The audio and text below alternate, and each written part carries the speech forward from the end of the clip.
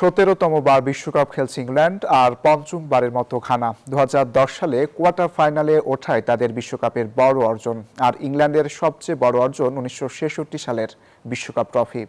সেই একবারই ফাইনালে উঠেছিল তারা। ইতিহাস বলছে এগিয়ে ইংল্যান্ড, তবে 15 বছর আগে দুই দলের খেলা একমাত্র প্রীতি ম্যাচ হয়েছিল ড্র।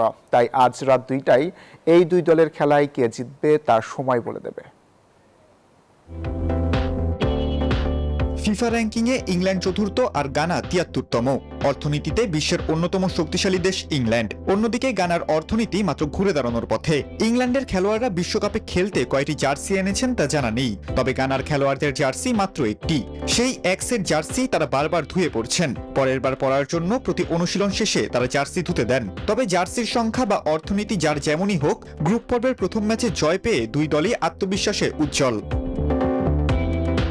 এল গ্রুপের হাই ভোল্টেজ লড়াইয়ে যুক্তরাষ্ট্রের বোস্টনে রাতে মুখোমুখি হতে যাচ্ছে এই দুই দল। ইউরোপীয় পরাশক্তি ইংল্যান্ড আর আফ্রিকার জায়ান্ট গানা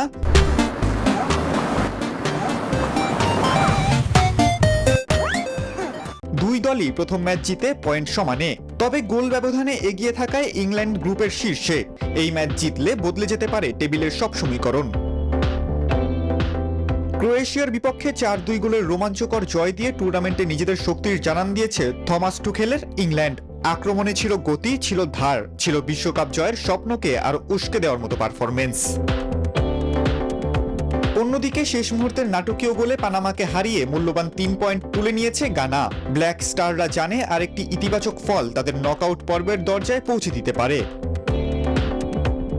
ইংল্যান্ড ও গানার ইতিহাসও বেশ সংক্ষিপ্ত। আন্তর্জাতিক প্রীতি ম্যাচে দুই দলের একমাত্র সাক্ষাৎ হয়েছিল 2011 সালে ওয়েম্বলিতে, যেখানে ম্যাচটি ড্র হয় 1-1 গোলে।